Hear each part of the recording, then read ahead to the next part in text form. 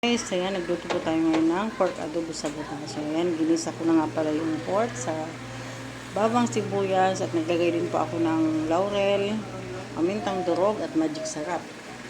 Naglagay na din po tayo ng tubig. Ayan, palulutuin lang natin yung ating pork.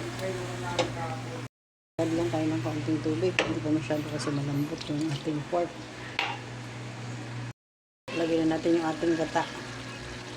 Kung gaya nilagay kong gata, yung talagang unang-unang piga na walang halong tubig. Purong gata talaga.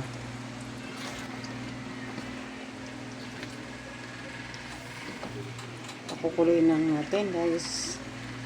Hanggang sa lumapot yung sabaw at maging